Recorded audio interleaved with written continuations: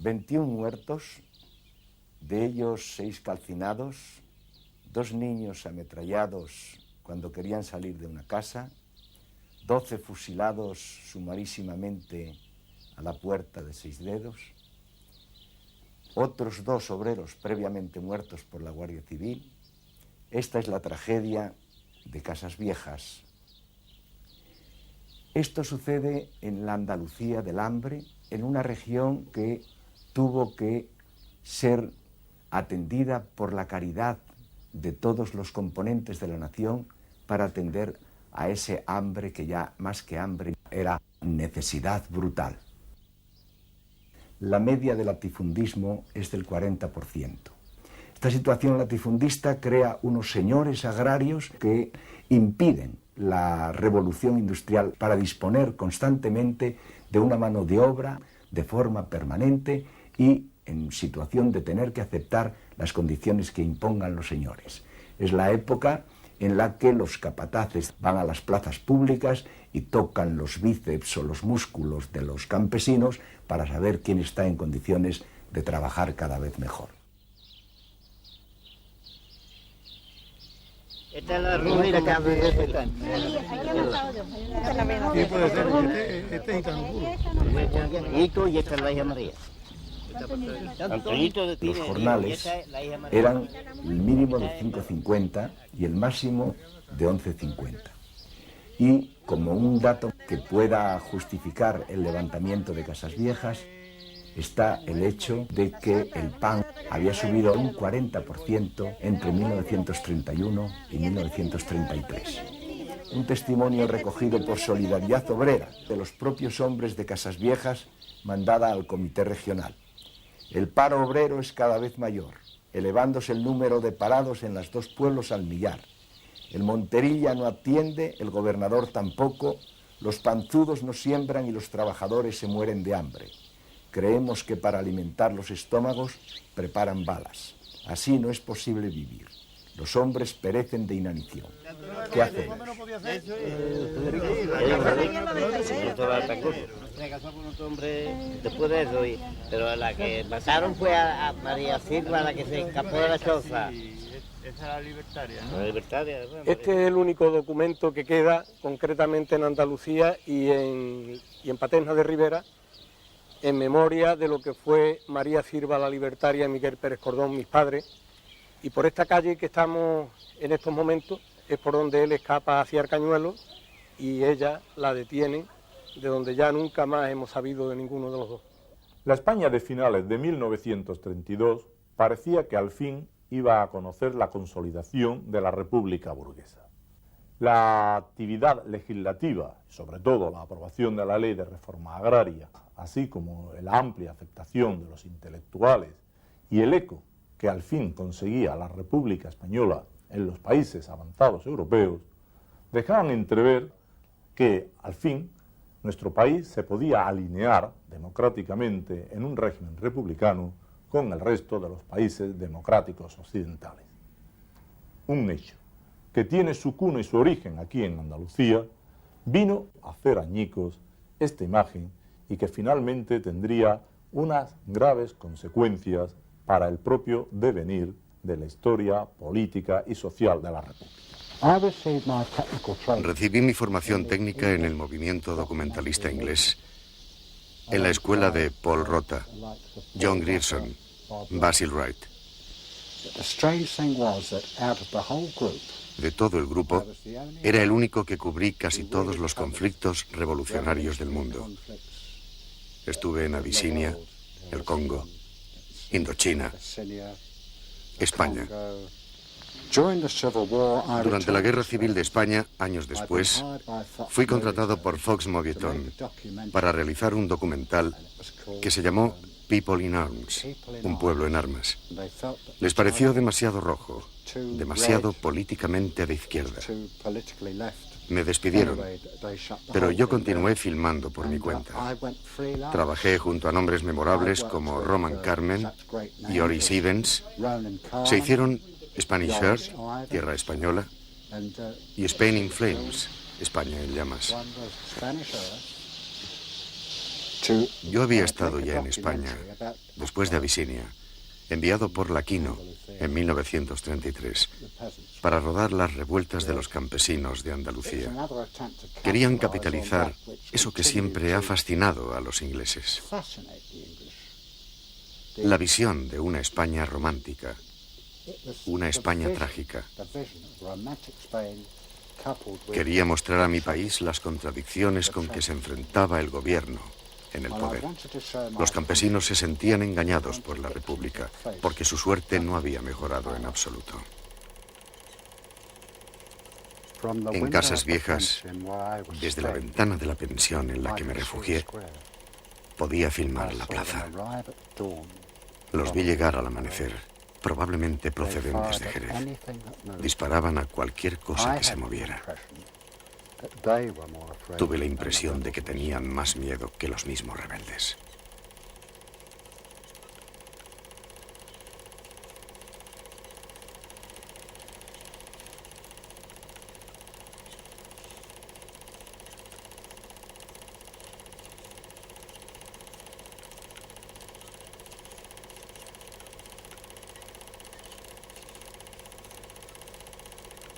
Ayer en esa calle, el cuartel de policía estaba ahí. Y allí había un guardia y ahí le pegaron un tiro y lo mataron. Porque aquí lo mataron en la calle al aire, nada más que a este. Los demás fueron sacados de sus casas.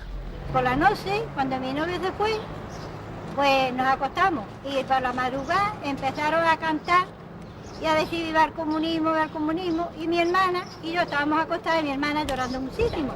Y por la mañana, cuando me levanté, lo primero que hice es asomarme a la puerta de la calle y al primero que vi fue a mi novia con una corbata colorada puesta y una escopeta en la mano y le digo, chiquillo, quítate eso que yo no te veo. Aquella noche sabía que iba a pasar. Allí en el sindicato que hay aquí arriba, de ahí, allí vean unos pocos, llevan muchos días, con ese que mataron de 6 dedos y había unas cajas de pistolas, unas pocas, y cantando unos himnos de comunismo. Y estuve todo el día en mi casa, hasta que una vecina mía me llamó por la ventana y Juan Cabeza, cuando sintió el tiroteo, salió para afuera. Le pegaron un tiro y lo dejaron en el patio, que parece que lo estoy viendo todavía, panza arriba allí pegando la mente. Y allí en mi casa era una choza así, de techumbre, y la pobrecita mi madre, asustadita perdida, entraban las balas por un lado y salían por el otro, y allí chum, chum, chum. Y yo no había sentido nunca un tiroteo, y adentro del pueblo menos asustado. Y digo, madre, ¿eso qué es? Y digo, cállate la boca, cállate. Y entonces vino una hermana mía y me llevó a su casa. Y esta noche, ¿cómo vamos a dormir? ¿Cómo vamos a dormir? No, cuidado ahí, pues. Cogió los trastes aquellos de las camas, los extendió allí, quietecito, sin moverse. Allí no se podía poner ni las manos así porque le daban las balas. Mi cuñado, mi hermana, mi sobrino y todos sentaditos en la cama, nada más que asustaditos, escuchando los tiros. Y por la ventana tiraron un tiro y a un guardia quedó cerca de la puerta. Y ya idearon ellos de rociar la casa de Saideo y meterle fuego. Ahí llevaron uno que lo posaron, lo llevaron a la casa, a la zorra, y allí lo metieron y allí murió quemado también. Y en el cementerio, allí estaban los muertos todos tendidos para arriba, allí estaba una Mariana Casares, estaba tendida, y estaban yo un pañuelo que llevaba porque estaba con el culo al aire y todo. Y un pañuelo que llevaba se lo puse yo para que no la vieran, todos tendidos allí panza arriba. Y allí estaba ese que mataron ahí cogiendo la leña, allí estaba metido en unas parihuelas, encogido allí, en medio del cementerio, allí esperando ver lo que se hacían con él. Apenas proclamada la Segunda República Española, un agudo y al mismo tiempo sinuoso escritor soviético, Ilya Eremurg, publica un libro, su libro, de reportajes que se llama España, República de Trabajadores. Es un testimonio en realidad del interés estalinista por lo que ocurre en unas tierras en las que las convulsiones revolucionarias están a flor de piel. No es extraño que los cineastas soviéticos, fuertemente cautivados por el cine ojo, dentro de aquel movimiento que se llamó Kinox, dirigían su mirada a España. Boris Suniachkov, acompañado del operador Arbatov y con el guionista Peruchov, viajan por tierras andaluzas en los primeros días del año 1933. Así, intentando husmear cinematográficamente los movimientos campesinos anarcosindicalistas de la época, les llega a Sevilla la noticia de la revuelta de Casas Viejas. Convencidos de que aquella revuelta era una confirmación del texto tan popular de Ehrenburg, toma la decisión de visitar y captar todo lo posible la pequeña aldea vecina de Mediasidonia. Lo que captan cinematográficamente es estremecedor. La ingenuidad de un grupo de hambrientos que creyeron que con su rebeldía iniciaban no solo la revolución social, sino la implantación del comunismo libertario en España, terminó en una matanza indiscriminada, preludio de la guerra civil que 3 años más tarde iba a desollar la piel de España. En 1982 llegaron a nuestras manos unas cajas oxidadas y cubiertas de etiquetas con caracteres cirílicos. Las había encontrado un divisionario azul en una aldea rusa cercana a Moscú llamada Biokov. El divisionario falangista y gran conocedor del cine depositó las cajas en los archivos de un conocido sindicalista. No todo el nitrato pudo salvarse, pero las imágenes reales, conservadas por vez primera, pueden exhibirse hoy con todo el dramatismo que contienen, ese que nace de la desesperación hambruna, que se desarrolla en una España irreal, España donde las utopías finalizan siempre en tragedias y en las que una vez más los represores de entonces, en nombre de la República, terminan por ser los sublevados de 1936.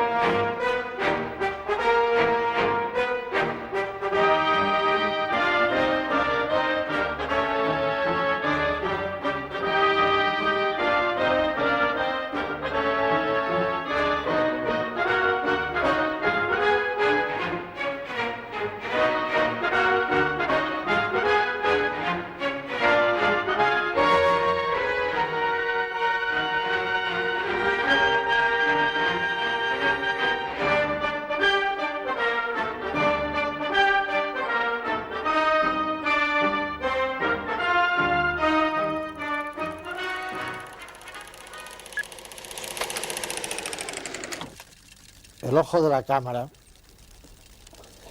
que en un día se llamó Tomavistas y que con esta denominación ha cumplido su misión desde los finales del siglo XIX, ha conseguido captar gran parte de las tragedias mundiales. Este documento cinematográfico fue rechazado en Moscú porque no eran los planes utópicos anarcosindicalistas el modelo revolucionario que Stalin deseaba imponer y mostrar como ejemplo en el mundo capitalista. Lo más probable es que los tres esforzados cineastas soviéticos, Sumiatsky, Arbatov y Peruchov, obsesionados por difundir la utopía trágica, terminaran sus vidas en un eterno y helado gulag. Casas Viejas fue una tragedia que, según la declaración del faísta García Oliver en 1936, tuvo la virtud de hundir al primer bienio republicano. La afirmación tal vez es un poco exagerada, pero recoge muy bien la importancia del momento para el desprestigio de las instituciones y sobre todo del gobierno republicano socialista presidido por Manuel Azaña. Por una parte, enlaza con una larga tradición de malestar campesino, de represión y de miseria del campo andaluz, que tuvo como consecuencias una serie de revueltas, de violencia, que ya en el siglo XIX habían dado lugar a procesos míticos como el de la Mano Negra. Casas Viejas es también el resultado de una táctica revolucionaria concreta, no es un estallido que surge espontáneamente, sino que se encuadra en una revolución pensada por la FAI con la esperanza de que hubiera una huelga general ferroviaria en España y que, como consecuencia, es una revolución anarcosindicalista no querida por los dirigentes del propio anarcosindicalismo español. Las actuaciones de corte revolucionario a las que la CNT se había de alguna manera comprometido en los años de 1932, tanto en Cataluña como en Andalucía, el dinamismo de los grupos de FAI, etcétera, orquestaron un tipo de actividad coordinada que al parecer no lo estuvo tanto. En Andalucía se desarrolla una forma de anarquismo que se distingue del anarquismo catalán y sobre todo del anarquismo valenciano, en el sentido de exigir una mayor radicalización frente a los hechos, puesto que las necesidades eran también mucho más brutales y mucho más trágicas. La CNT consiente en que la Segunda República sustituya a la monarquía con la condición de que pueda servir al mejoramiento de la clase trabajadora.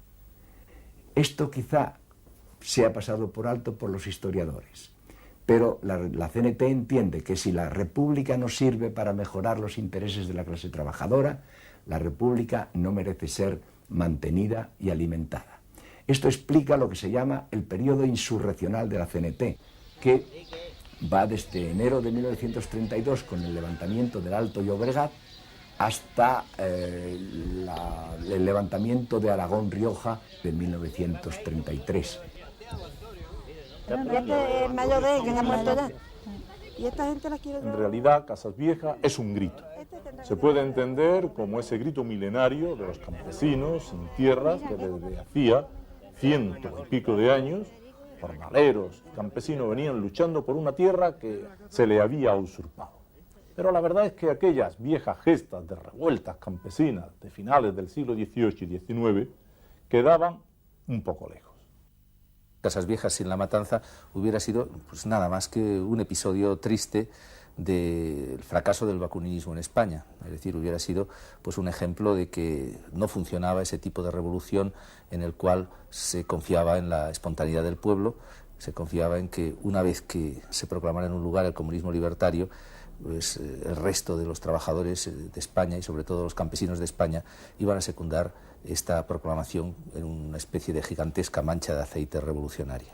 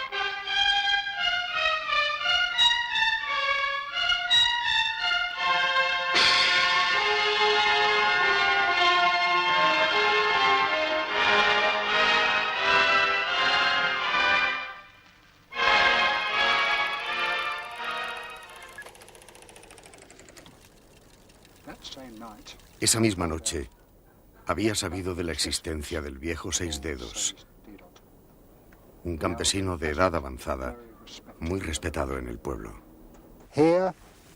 Aquí estaba su choza.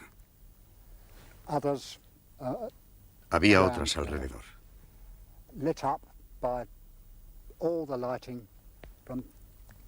Iluminadas por las luces de la Guardia Civil desde ahí enfrente, y empezaron a disparar. Bang, bang, bang. Y sobrevivieron no sé cómo. En mi opinión, era un hombre muy valiente y también bastante loco, porque se trajo a su mujer y a sus hijos a la choza,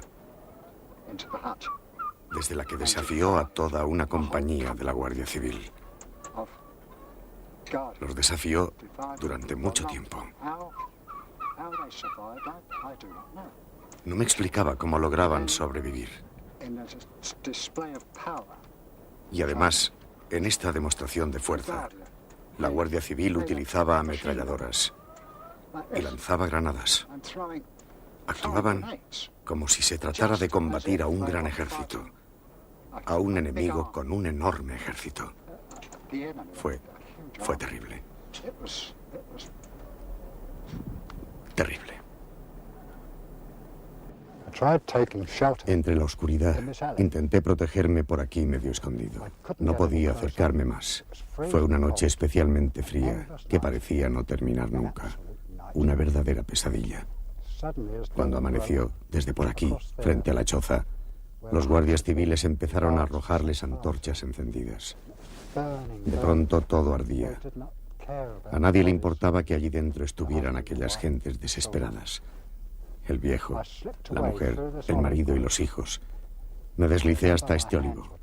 Recuerdo que me temblaban las manos. La cámara temblaba también, pero yo quería rodarlo para que hubiera un testimonio.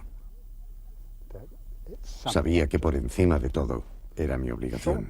Simplemente debía hacerlo. Poco después, la Guardia Civil volvió a aparecer, trayendo con ellos algunos campesinos con las manos atadas. Los colocaron delante de donde estaba la choza ardiendo, y de repente hubo una lluvia de disparos y gritos, sin que aquellos pobres diablos tuvieran oportunidad de enterarse de lo que estaba sucediendo. Fue algo terrible. No puedo seguir hablando de esto.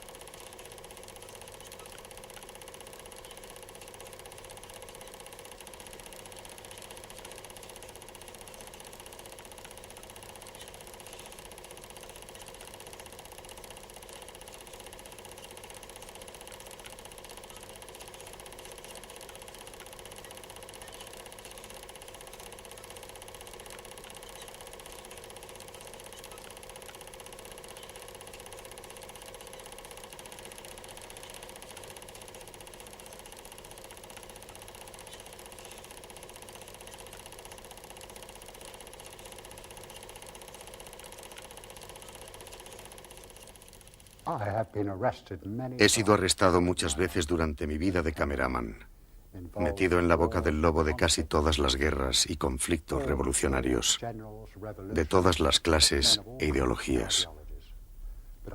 Pero nunca pasé tanto miedo como cuando me metieron en esta celda, que hace años pertenecía al cuartel de la Guardia Civil de Casas Viejas.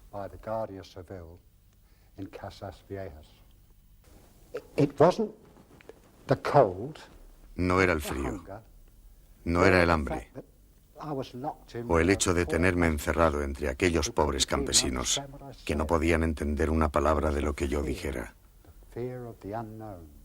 Era el terror a lo desconocido, los pasos inquietantes del exterior, las puertas que se abrían y cerraban. Mi única esperanza en aquel momento era la de que me llevaran ante un juez de Jerez. Por suerte, llegó una comisión parlamentaria de investigación que, al reconocerme, me presentaron sus excusas y que incluso me invitaron a que rodara las declaraciones que iban a tomar los testigos de los acontecimientos espantosos recién sucedidos entre sus calles. Me quedaba un rollo de película cargado en la cámara antes de ser detenido. Lo rodado anteriormente me había dado tiempo a esconderlo cerca de la choza de 6 dedos. Cuando me descubrieron los guardias, no supieron abrir la cámara, con lo que tuve mucha suerte, y más tarde pude utilizar la película cargada para rodar las declaraciones de los testigos.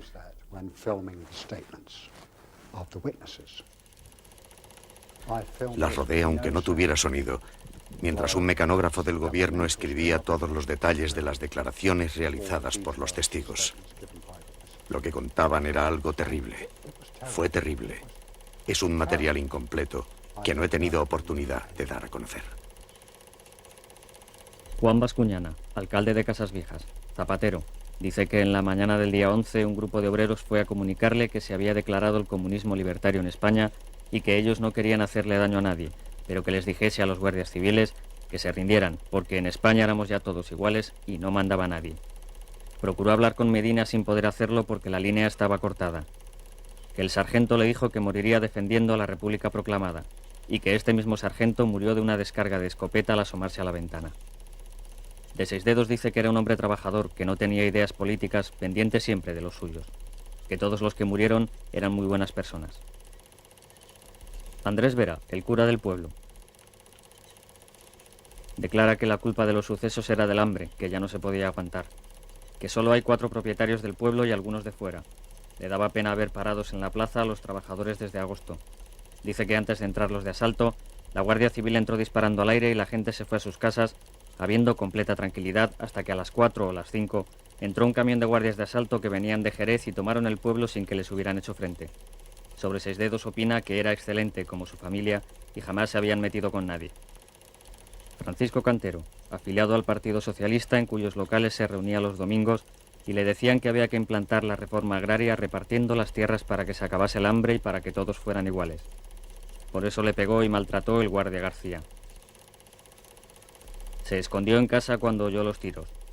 A su hijo Juan lo sacaron los de asalto y enseguida escuchó la descarga en la choza de 6 dedos. Dolores Benítez, 48 años. Tengo 7 hijos, digo 5, que 2 me los han matado. Se acostaron juntos en la cama de mi madre. Estábamos acostados mi marido y yo en la otra cama. Por las rendijas de la puerta se veían los resplandores del fuego de la choza de 6 dedos. Nos preparamos por si iban a arder todas las chozas. Se oía la ametralladora. Se vistieron con miedo a encender la lumbre.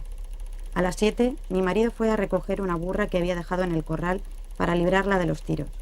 Por eso se salvó de que le mataran también a él. Ya de día entraron varios guardias. Que se levanten y salgan fuera. Se llevaron a Juan, de 22 años, y a Manuel, de 21. Ella quiso seguirles, pero un guardia la increpó. Si no vuelve usted atrás, le soltamos una descarga. Que oyó decir, con estos ya hay bastantes.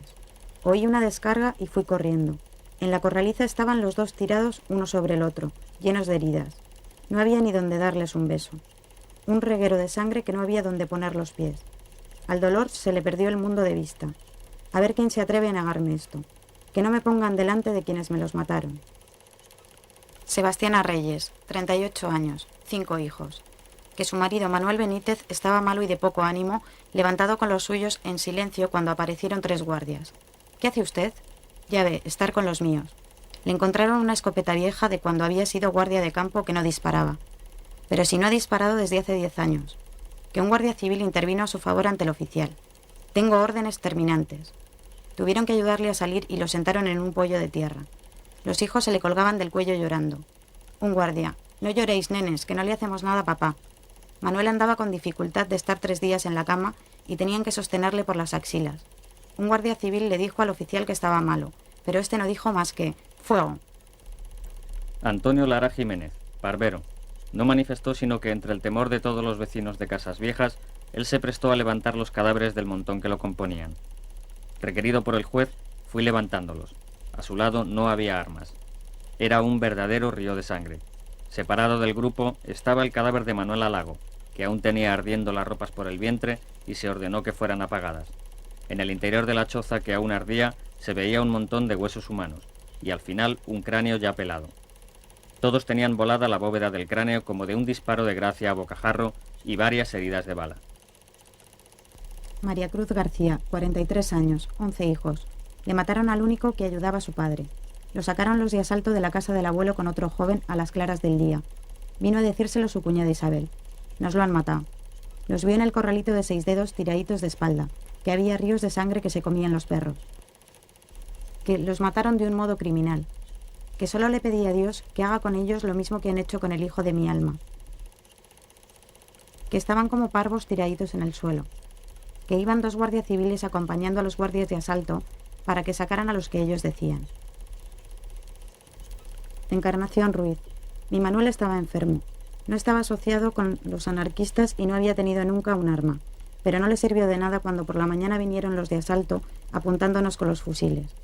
Les enseñé la cama aún calentita como prueba de que no se había metido en nada.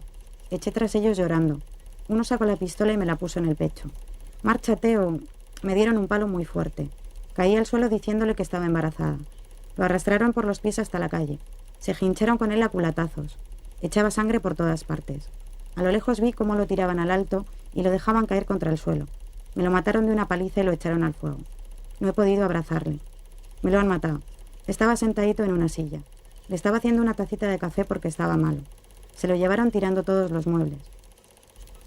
María Villanueva, que estaba con su niño Juan. Aclara que para una madre un hijo es siempre un niño. Que llegaron una multitud de guardias en tropel diciendo «¡Hombres afuera!», que salieron el padre y el hijo con los brazos contra el cielo. Un guardia con el cañón de la escopeta le volcó la cama, que a su niño se lo llevaron al matadero y allí lo dejaron muerto, que con su pena, al verlo, cayó al suelo y allí la recogieron. Tengo el corazón destrozado, no sé si podré vivir.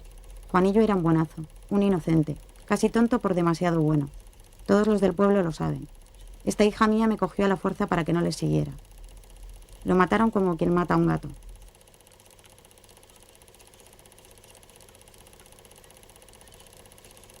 Salvador Barberán. Se llevaron a su hijo y ante sus lamentos le dijeron que no se asustara, que era para tomarle declaración, que no le pasaría nada, que el civil le dijo a los de asalto, no tirar que es honrado, pero que volvieron y se lo llevaron con Manuel Benítez y otro mozuelo, que le empujaron a culatazos en el corralillo. A la pa' dentro entre un montón de muertos. Nos los han matado, nos los han matado. Se dirigió al guardia civil. Hombre, llame usted a Gutiérrez que me conoce. Y este le dijo, anda, corre y vete a tu casa, salvándole la vida. Cuando le vi le salían los sesos por la herida. Al llegar a casa de su padre, anciano de 75 años, lo encontró cocido a balazos en un rincón. El niño Salvador Barberán, que iba a guardar los cochinos cuando 4 de asalto y un civil le apuntaron y él les dijo, no tirar a mi abuelito, que cogió del suelo una bala y se la dio a un guardia, el cual le dijo, tira eso, que no es un merengue. Que viendo que su abuelito no se movía, salió corriendo. Que el abuelo quedó abatido sin más en una charca de sangre. Tenía un boquete en la cabeza y se llenó con su sangre las manos para besarle el cuello. 3 hijos murieron tísicos. El 4 estaba enfermo. El chico tenía unas calenturas. Entraron a culatazos. Le hicieron levantar y lo arrastraron. Si está malo, pa' cuando esté bueno. Si no ha hecho nada, pa' cuando lo haga. Que viendo que tardaban, fue hacia el corralito del 6 dedos, donde había visto que los llevaban, y los vio tiraditos de espalda. He visto correr a un perro con un hueso en la boca.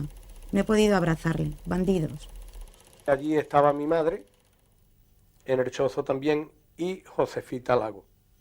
Y mi primo Manuel, que todavía vive, está en Puerto de Santa María.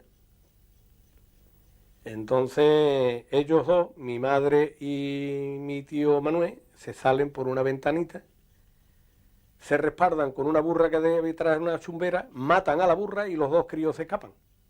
Y de ahí, pues empiezan a poner la libertaria, y por todas partes aparece María Sirva la libertaria. Pero los demás, todos mueren allí carbonizados. El que no muere carbonizado luego lo traen y allí a tiro limpio, ¿no? Abatado de mano y a tiro limpio. Entonces empieza la tragedia de la familia. Dejan Benalú porque aquello era insoportable. Cada uno coge para un lado, unos para Francia, otros para San Fernando y cada uno para una parte. Es la antesala de lo que va a ser el gran teatro trágico, o sea, nuestra guerra civil, que se va a producir en la nación 3 años más tarde. Esta situación da lugar a unos relatos de gran calidad periodística que ponen de manifiesto ante la opinión pública lo que ha sucedido, a unas respuestas del gobierno encabezado por Manuel Azaña de gran torpeza. El gobierno inicialmente no sabe lo que ha pasado, ignora las ejecuciones sumarias. Azaña llega entonces a declarar en el Parlamento que ha ocurrido lo que tenía que ocurrir. Los republicanos socialistas se niegan a que haya una comisión parlamentaria que luego tendrán que aceptar y propugnar, y como resultado es que se produce un giro profundo hacia favorable a la derecha en la situación política española, y el gobierno republicano socialista pues se encuentra encerrado en la tremenda contradicción de haber sido responsable, siquiera por omisión, siquiera por falta de control de las fuerzas de orden público, de una matanza totalmente incompatible con el espíritu de la Constitución republicana. La CNT y sobre todo la FAI hizo responsable de lo ocurrido y de la represión posterior a Azaña. A partir de este momento, entre la crítica feroz por colaboracionismo llevado a otros partidos de izquierda, la negativa absoluta y total en participar en cualquier actividad republicana, el mantener el radicalismo revolucionario, que se acentuaría más aún en el año siguiente, del 34, y la explotación verdaderamente inicua que hace la derecha del suceso, vinieron, en último término, a crear unas condiciones que hicieron por completo inviable la posibilidad de una república burguesa en España.